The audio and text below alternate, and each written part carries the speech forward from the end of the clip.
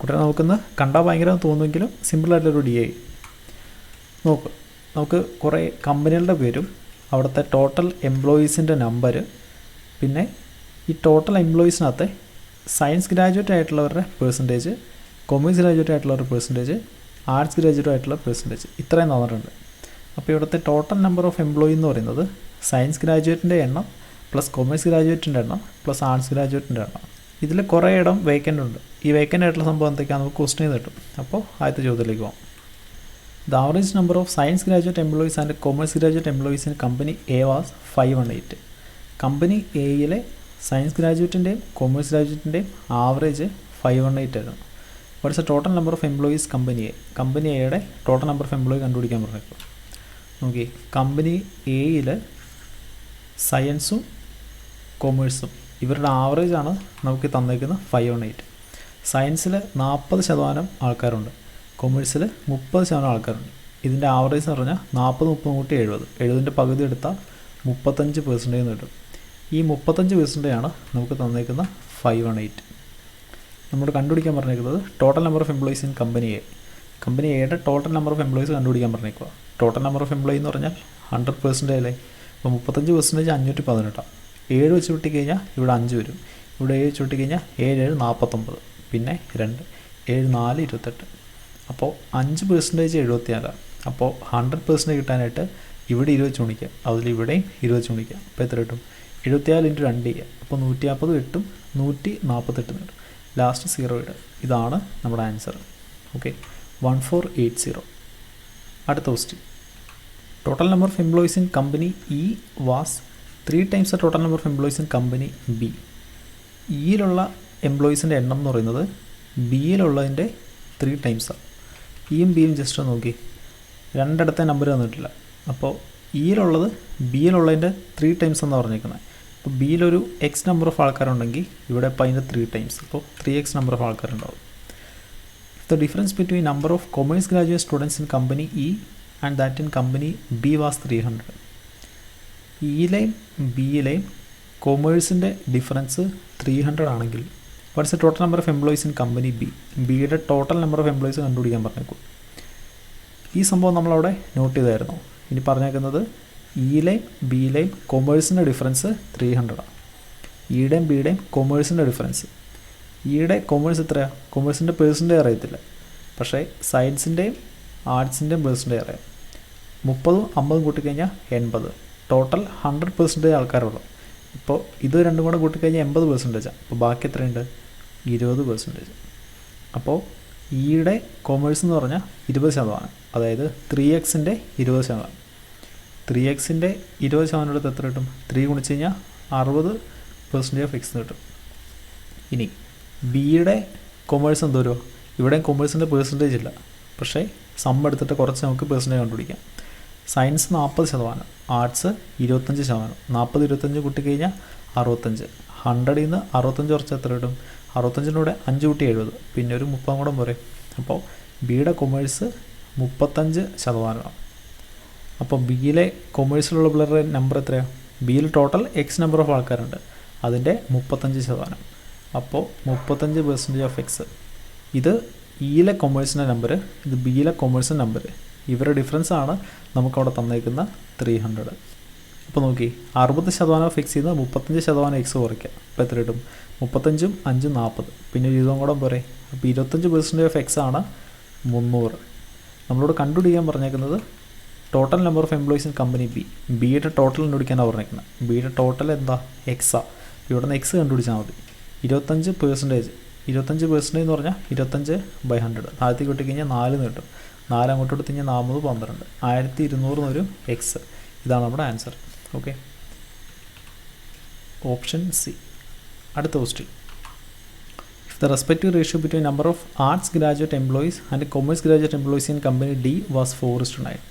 Company ഡിയിലെ ആർട്ടിൻ്റെയും കൊമേഴ്സിൻ്റെയും റേഷ്യോ 4:9 ആണെങ്കിൽ what is the number of arts graduate employees in company D. ഡിയിലെ ആർട്സിൻ്റെ നമ്പർ കണ്ടുപിടിക്കാൻ പറഞ്ഞേക്കും. നോക്കി, ഡിയിലെ ആർട്സും കൊമേഴ്സും. ഡിയിൽ ആർട്സിൻ്റെ പേഴ്സൻറ്റേജ് അറിയത്തില്ല, കൊമേഴ്സിൻ്റെയും പേഴ്സൻറ്റേജ് അറിയത്തില്ല, സയൻസിൻ്റെ പെർസെൻറ്റേജ് അറിയാം എത്രയാണ് 48%. ടോട്ടൽ 100%. അതിൽ നിന്ന് 48 കുറച്ച് എത്ര കിട്ടും? 48 രണ്ടും 50, പിന്നെ ഒരു 5. അപ്പോൾ ബാക്കിയുള്ള ഈ കൊമേഴ്സിൻ്റെയും ആർട്സിൻ്റെയും സമ്മ് 52%. ഈ കൊമേഴ്സിൻ്റെ ആർട്സിൻ്റെയും റേഷ്യോ നമുക്കവിടെ തന്നിട്ടുണ്ട്. കൊമേഴ്സ് ബൈ ആർട്സ് റേഷ്യോ എന്തുവാ? ആർട്സിൻ്റെ കൊമേഴ്സിൻ്റെ റേഷ്യോ 4:9. അപ്പോൾ കൊമേഴ്സ് ആർട്സ് റേഷ്യോ പറയുമ്പോൾ 9:4. ഇത് 9:4. ഇതിൻ്റെ സമ്മ് 52%. 9 4 കൂട്ടിയാൽ 13. 13 ഇൻറ്റു 4 ചെയ്യുമ്പോഴാണ് 52% കിട്ടുന്നത്. അപ്പോൾ 9 എന്ന് പറഞ്ഞാൽ 9 ഇൻറ്റു 4%. 4 എന്ന് പറഞ്ഞാൽ 4 ഇൻറ്റു 4%. നമ്മളിവിടെ കണ്ടുപിടിക്കാൻ പറഞ്ഞേക്കുന്നത് ആർട്സിലെ പിള്ളേരുടെ നമ്പറല്ലേ. അപ്പോൾ ഡിയിൽ ടോട്ടൽ 1300 പേരുണ്ട്. ഈ 1300 പേരുടെ 4 ഇൻറ്റു 4%, അതായത് 16% കണ്ടുപിടിച്ചാൽ നമ്മുടെ ആൻസർ. 16% എന്ന് പറഞ്ഞാൽ 16/100. ഇതും പോവും. 13 ഇൻറ്റു 16 ചെയ്യാം. ഇപ്പോൾ എതിരിടും? 13 ഇൻറ്റു 10 ചെയ്താൽ 130. 13 ഇൻറ്റു 6 ചെയ്താൽ 78. അപ്പോൾ മൊത്തം 208 കിട്ടും നമ്മുടെ ആൻസർ. നോക്കി, 208 ഓപ്ഷൻ സി. അടുത്ത question. Total number of employees in company C increased by 40% from April 2013 to April 2014. നമുക്കിവിടെ April 2013 ഓരോ കമ്പനികളുടെ കാര്യം പറഞ്ഞിരിക്കുന്നു. നമുക്ക് ക്വസ്റ്റ്യനിൽ 2013 നിന്ന് 2014 ആയപ്പോൾ വന്ന വ്യത്യാസത്തെ പറ്റിയാണ് പറയുന്നത്. നോക്കി, total number of employees in company C increased by 40% from April 2013 to April 2014. അപ്പോൾ സിയിലുണ്ടായിരുന്ന എംപ്ലോയീസ് 40% കൂടി. Total number of employees. ഈ 50% of total number of employees in company C in April 2014 were commerce graduate. ഇപ്പോൾ ഈ സിയിലുള്ള ആൾക്കാരുടെ 50% commerce ആണെങ്കിൽ what was the number of commerce graduate employees in company C in April 2014? അതായത് ഈ 2014 ഏപ്രിലിലെ സിയുടെ കൊമേഴ്സിൻ്റെ number കണ്ടുപിടിക്കാനാണ് പറഞ്ഞിരിക്കുന്നത്. അപ്പോൾ നമ്മൾ ഇത്രയും ചെയ്താൽ മതി. നമ്മുടെ കയ്യിൽ 2013 എല്ലാ കമ്പനീസിൻ്റെ ഡീറ്റെയിൽസ് ഉണ്ട്. അതിനകത്ത് സിയുടെ എംപ്ലോയീസിൻ്റെ നമ്പർ എടുക്കുക, അതിൻ്റെ 40% അതിൻ്റെ ഒപ്പം കൂട്ടുക, എന്നിട്ട് അതിൻ്റെ 50% എടുക്കുക. അപ്പോൾ നമ്മുടെ ആൻസറായി. അപ്പോൾ നോക്കി, നമ്മുടെ കയ്യിൽ സിയിലെ ടോട്ടൽ നമ്പർ ഓഫ് എംപ്ലോയീസ് 900. ഈ 900 അടുത്ത വർഷം 40% കൂടും. ഈ 900ൻ്റെ 40% ഇതിനോട് കൂട്ടുക. 900ൻ്റെ 10% എന്ന് പറഞ്ഞാൽ 90. 40% എന്ന് പറഞ്ഞാൽ ഇതിന് 4. ഇപ്പോൾ എത്ര? 360 കിട്ടും. 900 360 കൂടെ കൂട്ടിക്കഴിഞ്ഞാൽ 1260 കിട്ടും. 1260 2014 സിയിലുള്ള ടോട്ടൽ നമ്പർ ഓഫ് എംപ്ലോയീസ്. ഇതിൻ്റെ 50% കൊമേഴ്സാണ്. അപ്പോൾ കൊമേഴ്സ് കിട്ടാനായിട്ട് ഇതിൻ്റെ 50% കണ്ടുപിടിച്ചാൽ മതി. അപ്പോൾ 50% എന്ന് പറഞ്ഞാൽ 1/2 വെട്ടിക്കഴിഞ്ഞാൽ 630 കിട്ടും നമ്മുടെ ആൻസർ. നോക്കി, 630 ഓപ്ഷൻ ബി. അടുത്ത question. What is the difference between number of science graduate employees and arts graduate employees in company C? Company സിയിലെ സയൻസിൻ്റെയും ആർട്സിൻ്റെയും വ്യത്യാസം എടുക്കാനാണ് പറഞ്ഞേക്കുന്നത്.